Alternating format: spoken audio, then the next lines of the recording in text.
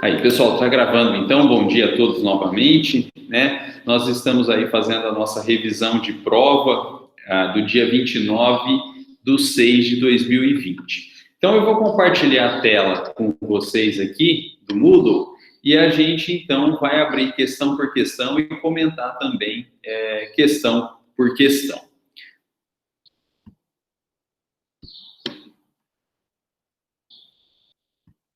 Aí, pessoal.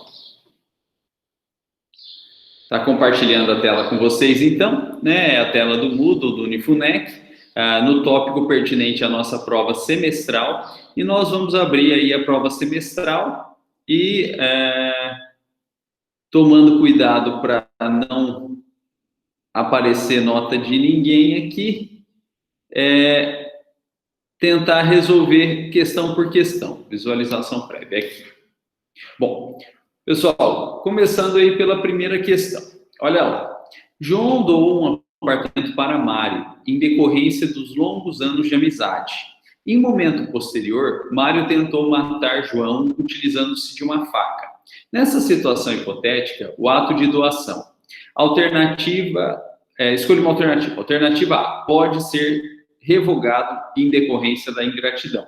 Essa é boa, né? A doação, em regra, é irrevogável. Porém, existem duas hipóteses em que se permite a revogação. A primeira é por ingratidão, né? E a tentativa de homicídio, né? A tentativa de homicídio é um ato claro de ingratidão do donatário em relação ao doador. Então, esse é o primeiro caso em que a doação pode ser revogada. E o segundo caso, né, que a doação pode ser revogada também, é em caso de não cumprimento do encargo, né, em caso de não cumprimento do encargo. Então, essa primeira alternativa é a alternativa boa. A B, não pode ser revogado, pois João continua vivo. Pode ser revogado sim, porque é homicídio ou tentativa de homicídio, é ato tentatório contra a vida.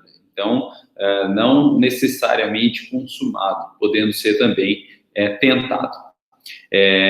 C, pode ser revogado mesmo que tenha sido feito como presente de casamento para Mário.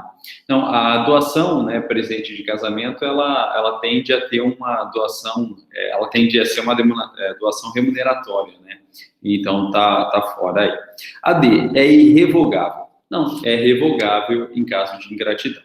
Então, a melhor alternativa mesmo é a alternativa A, pode ser revogado em decorrência de ingratidão.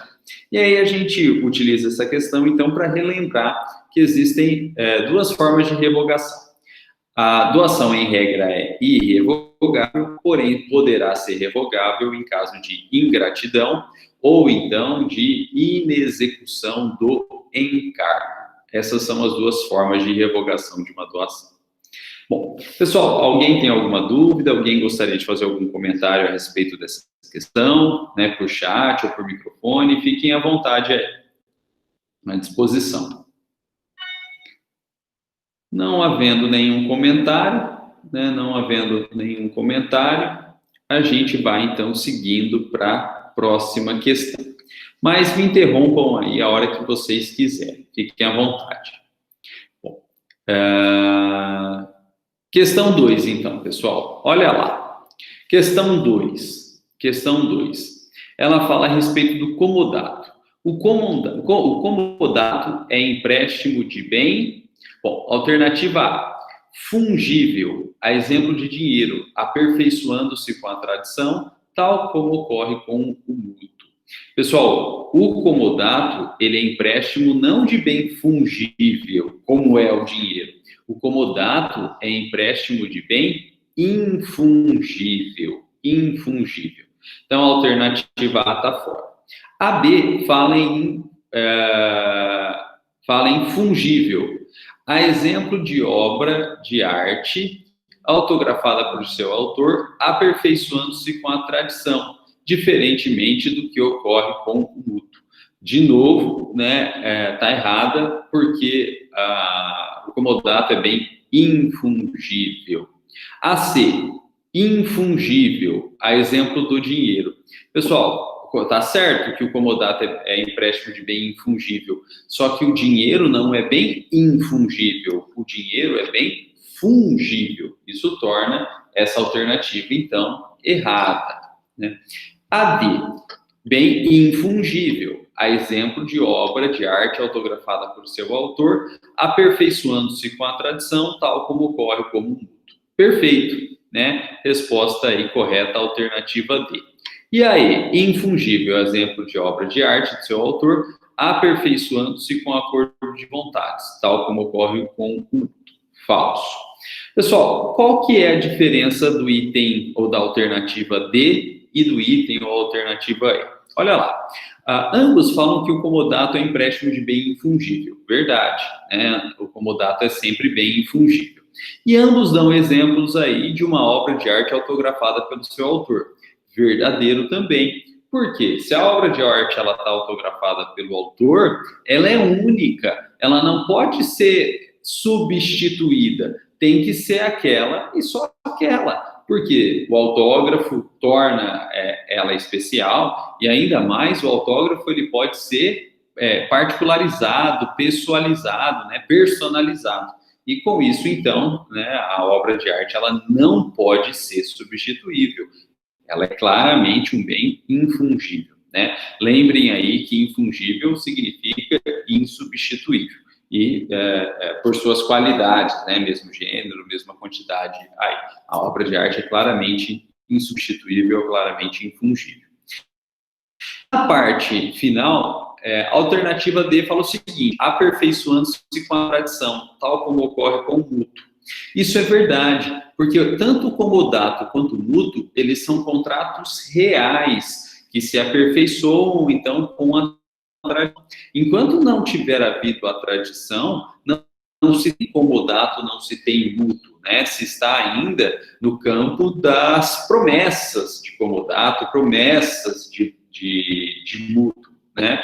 Mas não se tem mútuo de modo algum, né? E não se tem comodato de modo algum.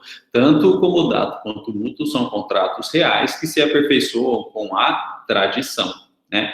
E isso torna a alternativa D verdadeira e a alternativa E falsa, porque a alternativa E fala que o mútuo e o comodato se aperfeiçoariam com acordo de vontades. Isso não ocorre, porque o mútuo e o comodato são contratos reais, né? A compra e venda, a doação, sim, né, se aperfeiçoa com acordo de vontades, porque são contratos obrigacionais, aí consensuais. Agora, o mútuo e o comodato são contratos reais, né? Então, a alternativa E, ela está errada, né? Porque o mútuo e o comodato não se aperfeiçoam com acordo de vontades, mas sim com a tradição. Então, a melhor resposta para essa alternativa, para essa questão 2, é a alternativa D. O comodato é um empréstimo de bem infungível, a exemplo de obra de arte autografada pelo seu autor, aperfeiçoando-se com a tradição, tal como ocorre com o mútuo, né? Então, resposta correta, alternativa D. Pessoal, se vocês quiserem fazer algum comentário, né, a respeito dessa questão, alguma pergunta, alguma dúvida, fiquem à vontade aí, né, via chat, via microfone, está à disposição de vocês. Fiquem à vontade, né? Me interrompam aí a hora que vocês quiserem. Bom, pessoal, não tendo dúvidas,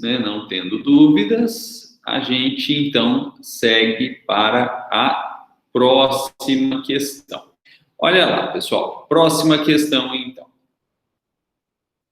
que é a questão 3. Olha lá, questão 3.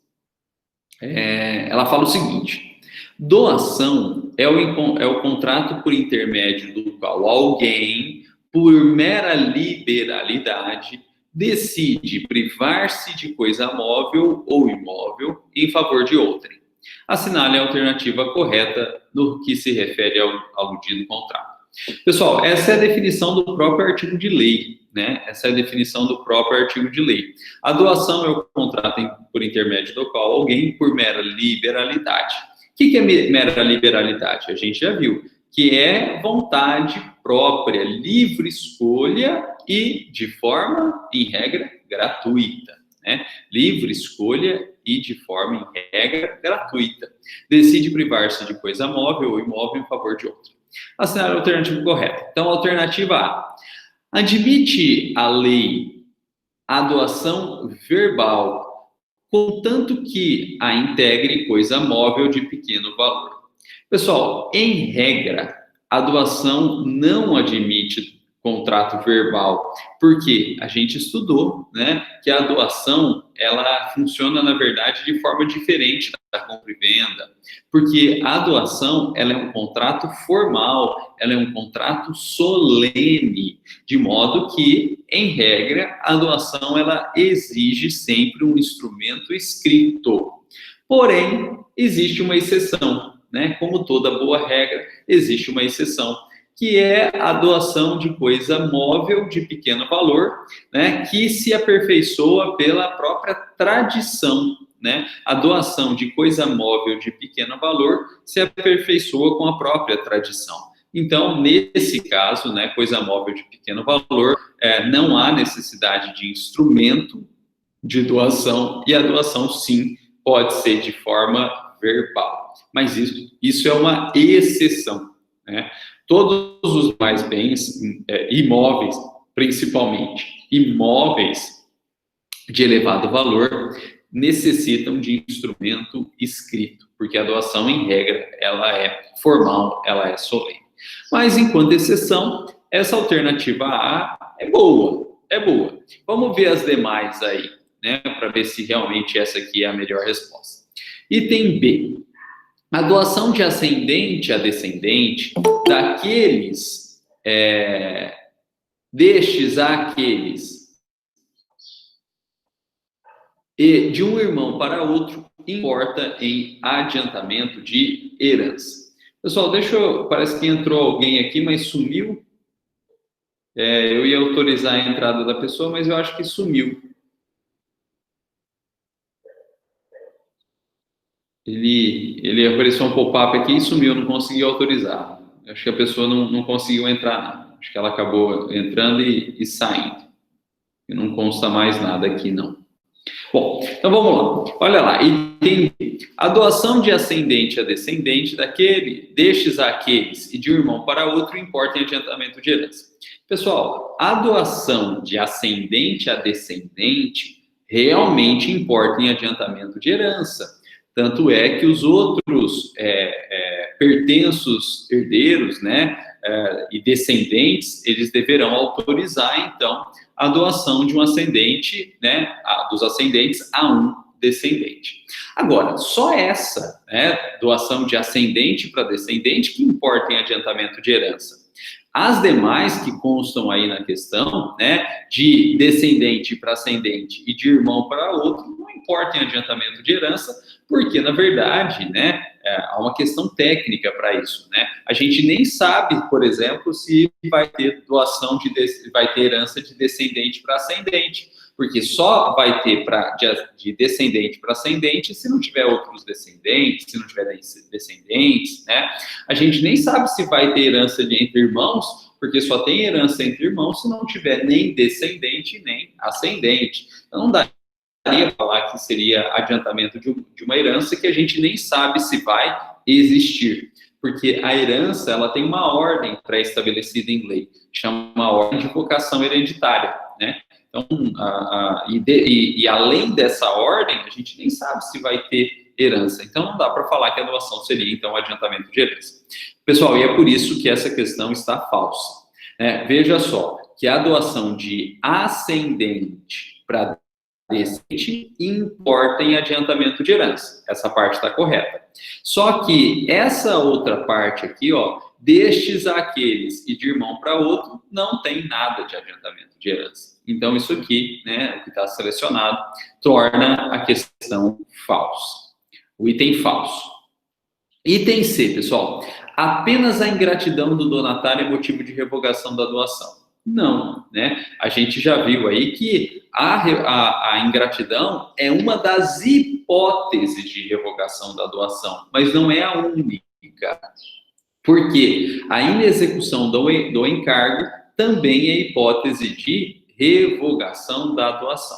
Então, esse item C, ele está incorreto em razão do termo apenas, porque a ingratidão é uma das formas de revogação, mas não é a única. Também revoga a doação, a inexecução do encargo. Pessoal, então a C está fora.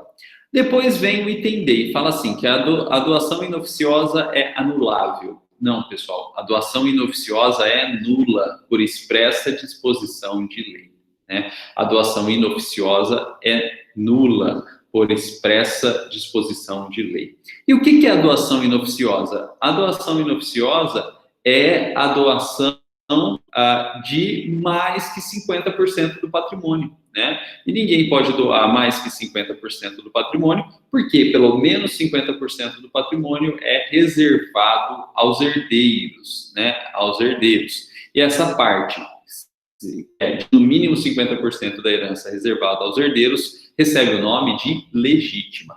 Então, doando mais que 50%, né, o doador, ele está, na verdade, invadindo a legítima dos herdeiros. E isso é chamado de doação inoficiosa, e a lei fala que ela é nula. Então, o item D está falso aí. Pessoal, último item, o item E, fala o seguinte: inexiste no Código Civil qualquer limitação a ato de disposição por doação, sendo lícita, pois, a dilapidação de todo o acervo sem qualquer restrição. Falso. A gente já viu uma restrição aqui, que é a impossibilidade de doar mais que 50% do patrimônio, né, por atingir a legítima, e também é proibido a doação de todo o patrimônio. É proibido a doação de todo o patrimônio, porque se a pessoa doa todo o patrimônio e não garante a si um mínimo de patrimônio para a sua sobrevivência, né, essa pessoa então poderia ficar a cargo do Estado ou a cargo de ajudas de terceiro. E para evitar isso, né, o Estado proíbe. Então é proibido a doação de todo o patrimônio. É proibido a doação de todo o patrimônio, sem reserva de um mínimo para a sua ou própria sobrevivência. É por isso que quando os pais aí eles entendem pela doação total do seu patrimônio aos herdeiros, né, aos descendentes, isso é um adiantamento de legítima, eles costumam reservar para si o usufruto. Então, eles doam, na verdade, a nua propriedade, né? Mas eles reservam para si o usufruto. Então, são eles, pais doadores, que vão poder usar e fruir, quer dizer, retirar frutos daquele determinado bem, para que eles não fiquem, então, sem de onde tirar sua manutenção, seu próprio sustento. E é por isso que, realmente, pessoal, a melhor resposta é a alternativa A. A resposta correta é a alternativa A. Admite a lei doação verbal, contanto que a integre coisa móvel ou de pequeno valor. Por quê? Porque a regra é a doação com um contrato formal ou solene, exigindo um instrumento escrito. Porém, excepcionalmente, é possível a doação verbal, mas apenas em caso de coisa móvel e de pequeno valor. Então, realmente, admite a doação verbal desde que, apenas que a integre, né, que seja feita de coisa móvel de pequeno valor. Então, a questão 3, a melhor resposta é a alternativa A. Né? Questão 3, melhor resposta, alternativa A. Com isso, a gente termina a questão a questão 3. Eu abro aí para vocês, né, caso alguém tenha alguma dúvida, alguma pergunta, queira se manifestar, fiquem à vontade aí por escrito, né, pelo áudio, né, fiquem à vontade aí. Não havendo dúvidas, a gente vai seguindo aqui. Mas me interrompam a hora que vocês quiserem. E a próxima questão é a questão 4. Próxima questão 4. Olha lá, pessoal. A questão 4 fala o seguinte: o mútuo é um contrato substancialmente temporário, né? Se for dinheiro, a gente já viu que a própria lei estabelece em 30 dias, né? O mútuo é um contrato substancialmente temporário, ele tem prazo determinado, né? E se for dinheiro, a lei estabelece 30 dias. Se fosse perpétuo, confundir-se-á com... Pessoal, o mútuo ele é gratuito. O mútuo ele é gratuito, em regra. Então, a gente tem também um contrato que seja Gratuito. Locação é gratuito? Não, porque tem que pagar o aluguel. Prestação de serviço é gratuito? Não, porque tem que pagar, por exemplo, os honorários advocatícios, né? Empreitada é gratuito? Não, porque tem que pagar o serviço prestado. Compra e venda é gratuito? Não, porque tem que pagar o preço. Então, só sobra aí, como contrato gratuito, a doação. Então, o mútuo é um contrato essencialmente temporário. Se fosse perpétuo, confundir-se-á com a doação, porque é o único contrato gratuito, assim como é o mútuo. Todos os demais são onerosos, né? E sendo onerosos, são incompatíveis com o mútuo, porque o mútuo é, em regra, gratuito. Então, o único aí que tem essa característica comum ao mútuo, que é a gratuidade, é a doação. Pessoal, mas tem um fator, né, tem um detalhe aí mais pertinente que permite que a gente compare o mútuo com a doação. O mútuo, ele é empréstimo de bem fungível e consumível. Então, quando se faz o mútuo, se transfere o bem, e transferido o bem, esse bem ele é transferido para fins de consumo pelo mutuário, né, o mutuário aí. E sendo assim, o mutuário, quando ele se utiliza do bem, esse bem deixa de existir. Então, na verdade, o mútuo, ele não transferiu apenas a posse, ele transferiu a propriedade. Ele transferiu a propriedade. Agora, como o mútuo ele é um contrato temporário, ao término desse contrato, o mutuário vai ter que devolver aí não o mesmo bem, porque ele foi consumido, mas devolver o mesmo gênero, qualidade e quantidade desse bem aí. Mas será um outro bem de mesma qualidade, quantidade, né, e gênero. E com isso, pessoal, a gente pode concluir que, se não fosse temporário, que gera a obrigação do mutuário devolver, se fosse perpétuo, na verdade, o mútuo não seria mútuo, seria uma doação. Porque transfere a própria propriedade e de forma gratuita. Por isso que o mútuo se assemelha aí com a doação. Se fosse perpétuo, seria doação. Porque o mútuo em si, ele transfere a propriedade, porque é coisa fungível e consumível. Porém, como ele é temporário, né, o mutuário vai ter que devolver mesmo gênero, qualidade e quantidade. Mas se ele não fosse temporário, teria transferido a propriedade de forma integral, de forma plena, como faz a doação. Por isso que a melhor resposta é doação aí.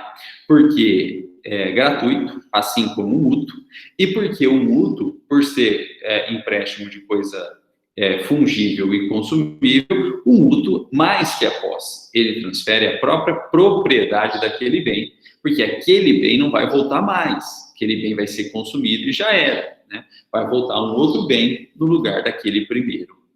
Né? Então, no primeiro momento, a doação, o mútuo se assemelha muito à doação. Bom, pessoal, com isso, a gente terminou a questão 4. Se tiver alguma dúvida, alguma sugestão, alguma manifestação aí, fiquem à vontade, né?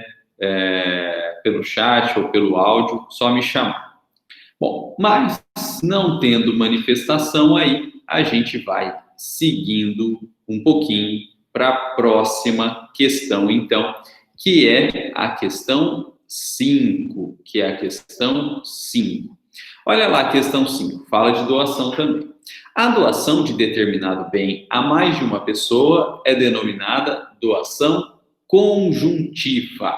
A doação de determinado bem a mais de uma pessoa é denominada doação conjuntiva.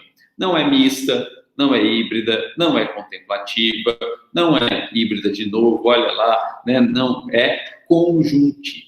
Então, a melhor resposta é o item E, é a alternativa E, de doação conjuntiva. Pessoal, doação contemplativa é aquela feita para fins de casamento, né? O antigo dote. Essa é a doação contemplativa. Doação contemplativa é a doação feita antigamente em casamento, o antigo dote, né? Então, o marido ia casar, né, o noivo ia casar com a noiva, e a família da noiva dava uma quantia em dinheiro, ou dava algum bem para esse noivo aí, para que ele pudesse, então, casar com a noiva. Né? Isso era o dote, isso é uma doação contemplativa. Agora, a doação de determinado bem a mais de uma pessoa é denominada conjuntiva. Então, a resposta é a alternativa aí, conjuntiva. Pessoal, é importante notar que a doação conjuntiva ela tem uma peculiaridade. Qual que é a peculiaridade?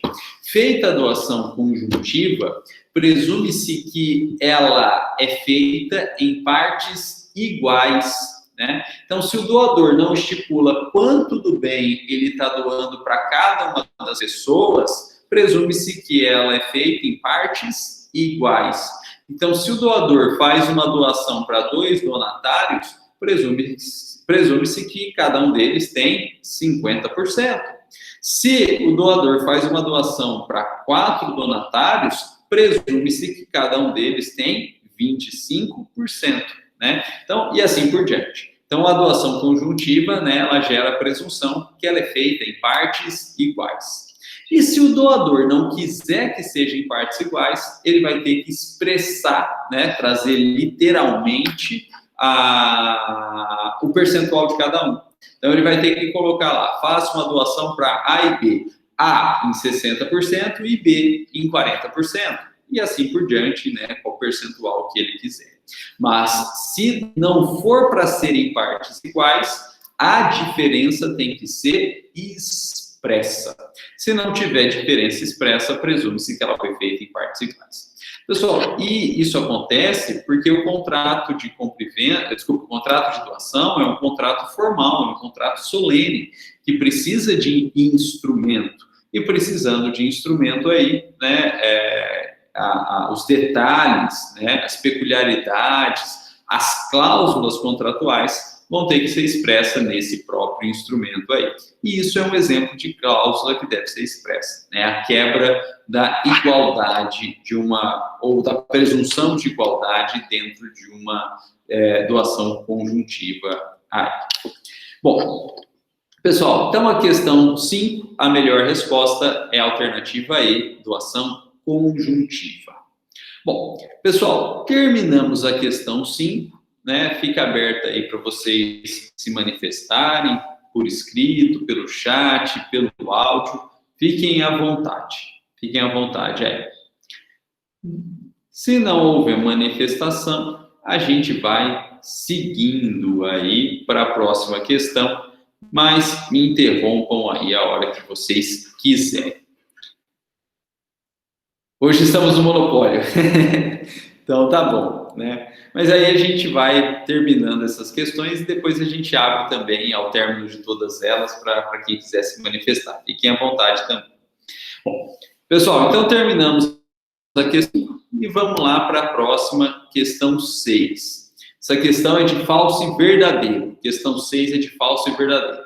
Está escrito lá, os contratos de compra e venda em que as partes são simultaneamente credoras e devedoras entre si, configuram relações obrigacionais bilaterais, né? Isso é verdadeiro. É o contrato de compra e venda em que as partes são simultaneamente obrigadas, credoras e devedoras, configuram relações obrigacionais bilaterais. Verdadeiro. Aí.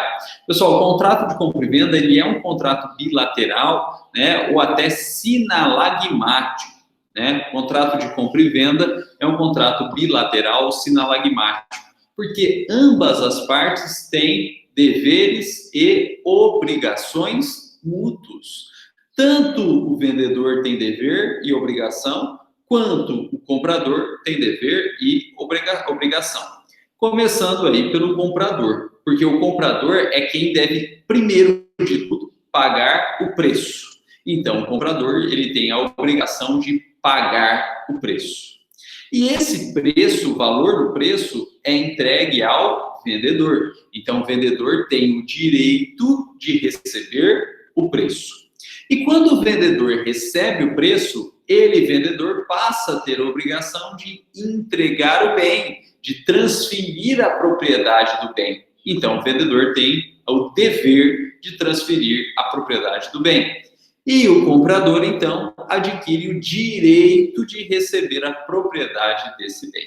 e, consequentemente, ambas as partes têm direitos e obrigações mútuos. Comprador paga o preço e recebe o bem, e vendedor recebe o preço e transfere a propriedade do bem.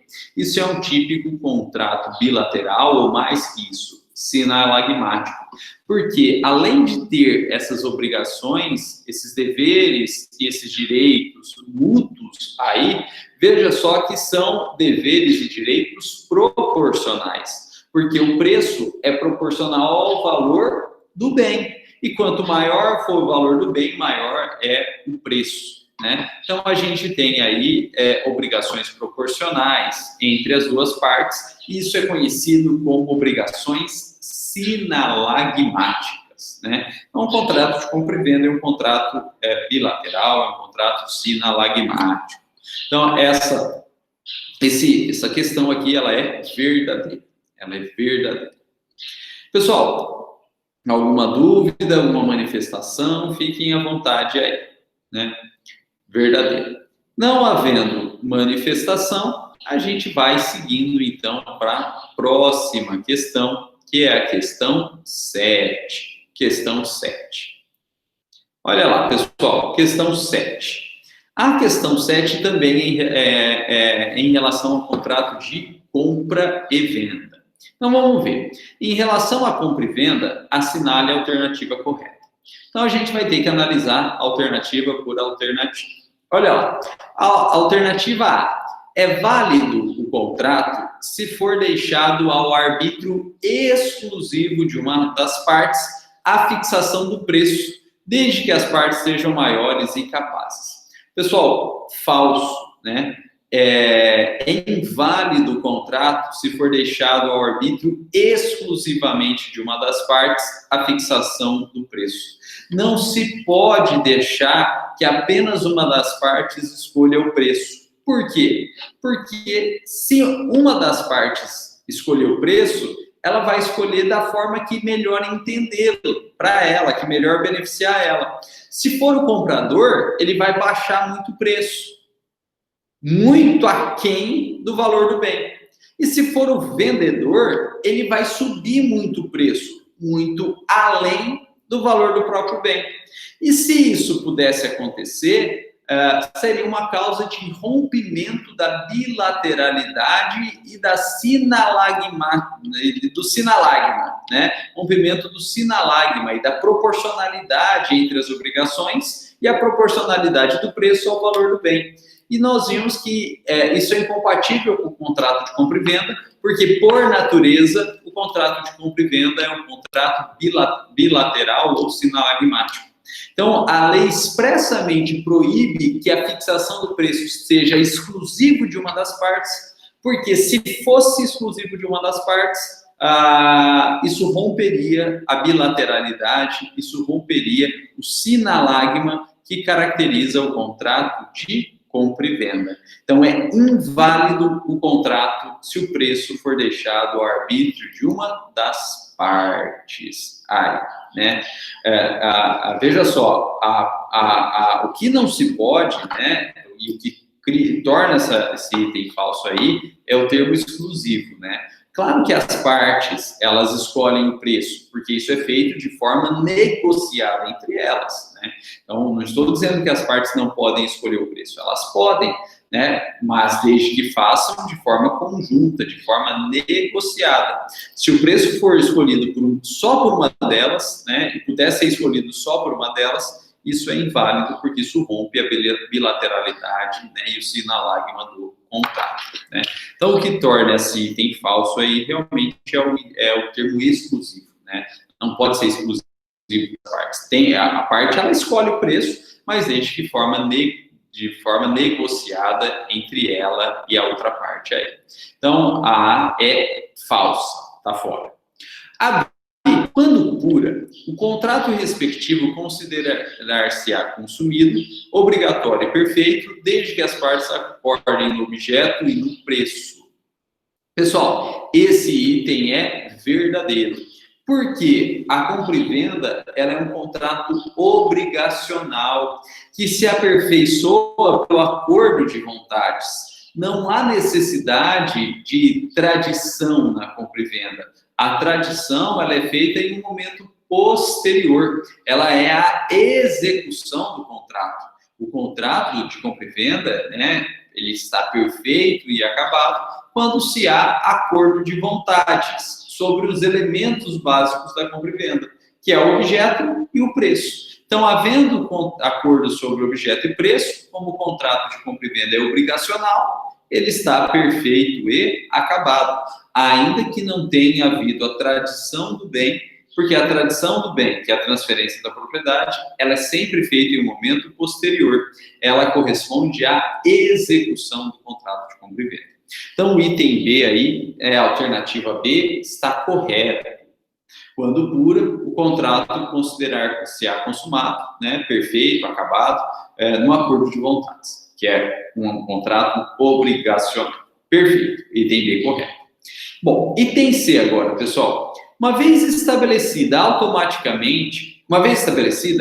automaticamente transfere o domínio da coisa ao comprador, que se obriga ao pagamento do preço em dinheiro, independentemente de qualquer outra providência.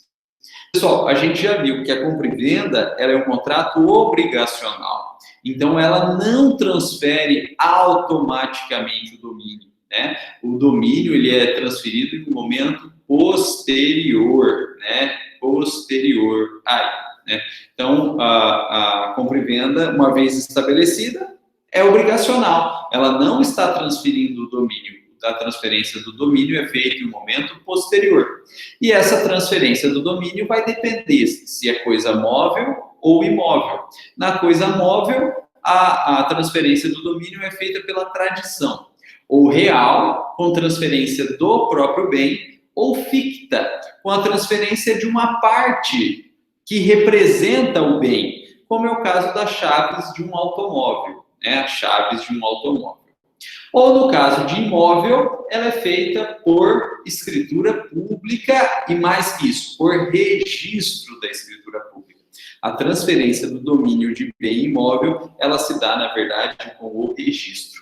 Então, veja que a transferência do domínio, ela não independe de qualquer outra providência, ela depende de qualquer outra providência. No caso dos móveis, é a tradição, ou do próprio bem, ou de uma parte que representa o bem, como as chaves. Ou nos imóveis, depende do registro da escritura pública, né? Então, isso torna a alternativa falsa. Ela é falsa pelo termo automaticamente e ela é falsa pelo termo independente, né? E com isso, então, o item C é falso. E a gente pode passar para o item D, que fala o seguinte: item D, alternativa D. Só pode ter objeto coisa atual, proibindo a transação sobre coisas futuras. Falso, né? Existe a compra e venda de coisas futuras, né? Existe a compra e venda de esperança. Então, faz-se um contrato de compra e venda hoje de uma colheita futura, colheita do ano que vem. Faz-se um contrato de compra e venda, né, hoje, de bezerros a nascerem ainda no futuro, né, sem problema nenhum. É possível, então, compra e venda de coisa futura, que é a compra e venda da esperança, né? Então, essa alternativa é falsa quando fala que só pode ter como objeto coisa atual. Não, né? Pode ter como objeto coisa atual? Sim, que é a regra. Mas, excepcionalmente, não há problema nenhum. É possível ter como objeto também coisas futuras, a compra e venda da esperança. Colheitas futuras, gados nascidos no futuro, né? Cabeça de gado nascido no futuro, sem problema nenhum aí, né? Esse é o risco, né? O Gabriel colocou ali, que aí vem o gafanhoto e acaba com a esperança. Esse é o risco, né? Esse é o risco. Por isso também que, né, a gente comentou durante as aulas aí que eu conheço uma empresa que ela trabalha dessa forma, assumindo esse risco aí, porque ela tem dinheiro, porque ela vincula o vendedor, né? O vendedor já fica preso, e porque também ela paga mais barato, né?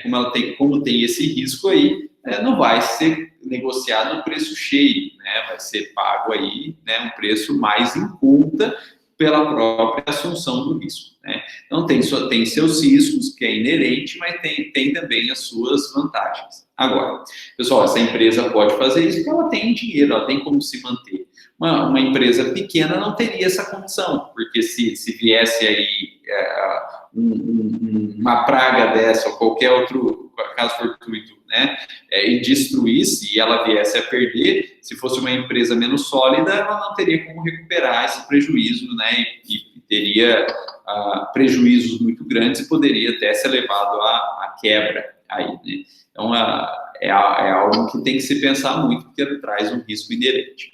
Mas esse item B é falso, porque é possível, né? Ainda que haja um risco inerente aí, mas é possível. E, consequentemente, a melhor resposta é mesmo a alternativa B. Então, questão 7 aí, a melhor resposta é a alternativa B. Quando pura, o contrato respectivo considerar-se-á consumado, obrigatório e perfeito, desde que as partes acordem no preço e no objeto. Porque a compra e venda é um contrato obrigacional, que está perfeito e acabado com um acordo de vontades. Bom, pessoal, com isso, terminamos a questão 7. Vocês fiquem à vontade aí de fazer algum comentário pelo chat ou pelo áudio, fiquem à vontade aí.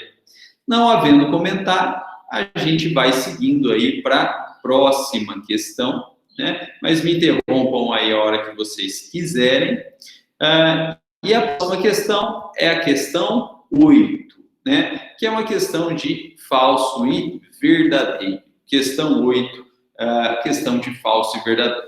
E fala lá a questão 8, ó. A cobrança de juros capitalizados em contrato bancário de mútuo independe de expressa previsão contratual, porque decorre da natureza da atividade realizada pela instituição financeira. Bom, pessoal, olha só. A cobrança de juros em contrato bancário de mútuo é presumida. Então, independe de previsão contratual, em razão da atividade realizada pela instituição financeira. Então, a cobrança de juros independe de previsão contratual, porque decorre da natureza da atividade realizada pela instituição financeira. O contrato de mútuo bancário, ele é presumidamente oneroso, porque a instituição financeira vive da cobrança de juros. Porém, pessoal, essa presunção de cobrança de juros é uma presunção para juros simples. De modo que ela não se aplica para juros compostos, né, também chamado de juros capitalizados, também chamado de juros capitalizados aí, né, juros sobre juros, né? Então, a cobrança de juros é presumida, mas não é presumida a cobrança de juros capitalizados, juros sobre juros, né?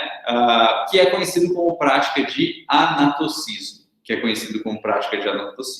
Então, essa alternativa ela é falsa quando ela traz especificamente juros capitalizados. A cobrança de juros é presumido no contrato de juros bancário, de contrato de mútuo bancário, mas não é presumido juros capitalizados. O que é presumido é juros simples, né? Então, a cobrança de juros capitalizados em contrato bancário, na verdade, depende de expressa previsão contratual.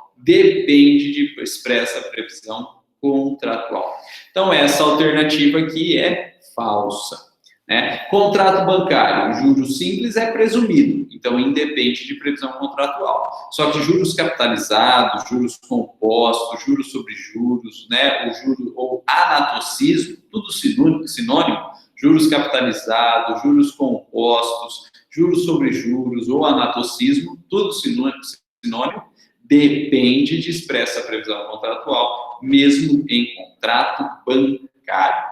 Então, essa alternativa aí é falsa. Pessoal, tomem muito cuidado, né? Se falar juros simples ou só juros, é presumido em contrato bancário.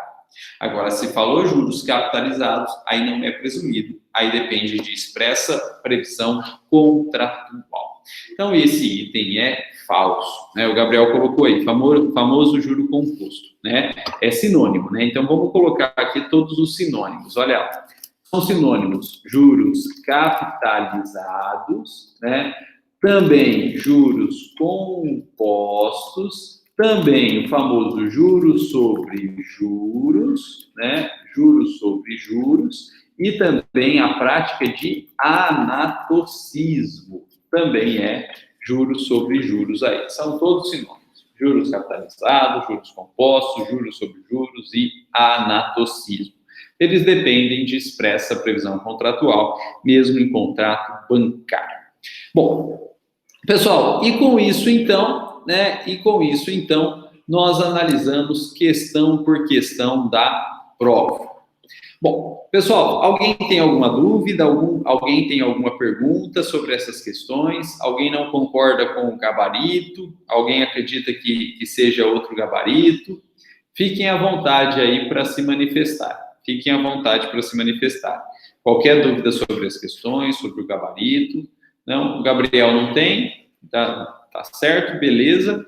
Mais alguém, pessoal, queira se manifestar? Alguma dúvida sobre o gabarito, sobre as questões?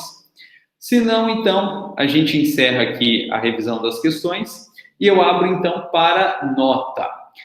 Alguém tem alguma dúvida em relação à nota? Né? O Newton colocou ali, as dúvidas, beleza, se acabaram, beleza, a intenção é essa mesmo, né?